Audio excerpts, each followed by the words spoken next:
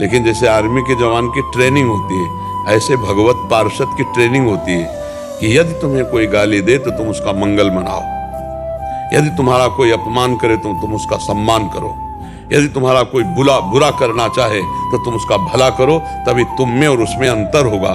क्योंकि उमा संत के यही बड़ाई, मंद करत जो करे भलाई, करत जे अनसहन निंदक तिनहु पै अनुग्रह कियो। जो हमारी निंदा करे स्वस्थ रहे, उसको कभी एक कांटा भी ना लगे। ये परमार्थ, ये भक्ति मार्ग, इसमें हमको एक चाटा तुम मारोगे तो हम यही कहेंगे भगवान तुम्हारी बुद्धि को शुद्ध करे, तुम्हारे जीवन मंगलमय हो। महाराज के दरबार से जुड़ा हुआ हूँ पिछले 15 साल से। हर बृहस्पतिवार वहाँ सेवा करता हूँ। उस दिन मतलब मैं कहीं कोई काम नहीं लेता, वहाँ सेवा करता हूँ। तो वहाँ उस बीच में हमारे साथ ऐसा कई बार हुआ कि ऐसे अपशब्द ऐसे कुछ बोला गया, मैंने वो छोड़ा नहीं। मैंने वो जो मेरा जो मार्ग, बिल्कुल बिल्कुल बिल्कुल अपने मार्ग में चले, कुछ मत बोले। क्योंकि एक दरबार वो जहाँ सेवा करते हो और एक दरबार वो जहाँ से गाली दिलाई जा रही, उसके हृदय में भी दरबार है, वहां से भी प्रेरित किया जा रहा है। वो आपकी परिपक्वता के लिए।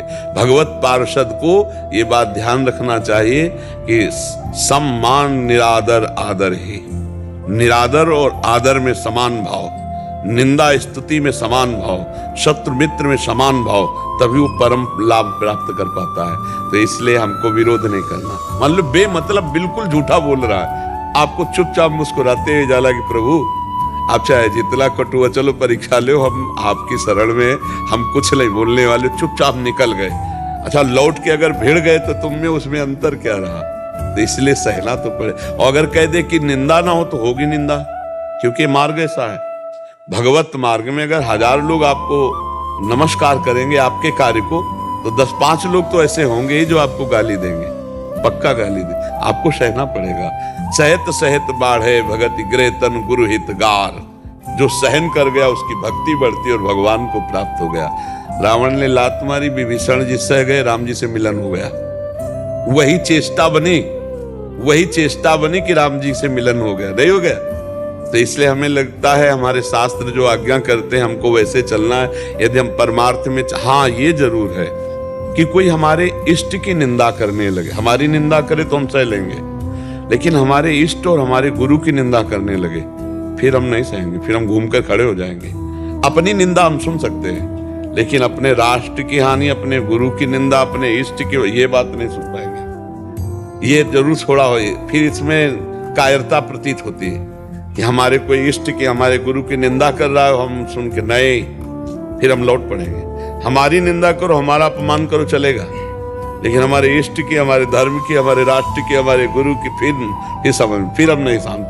फिर जीवन क्या, फिर तो या तो दम नहीं है तो कान में उंगली डाली और भाग पड़े।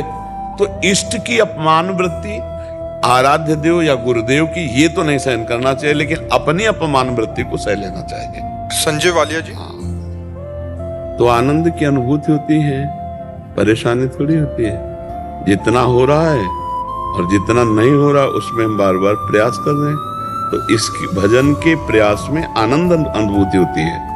उसमें असंतुष्टता, परेशानी, मतलब ऐसा नहीं होता। हम प्रयासरत हैं और भजन भगवान का कर रहे हैं, भगवान के आश्रित हैं। जितना मन संसार से जाता है उसको हटा करके हम नाम में लगाते हैं, तो ये तो हमारे आनंद का विषय है। परेशानी शब्द नहीं रखते हैं, परेशानी नहीं।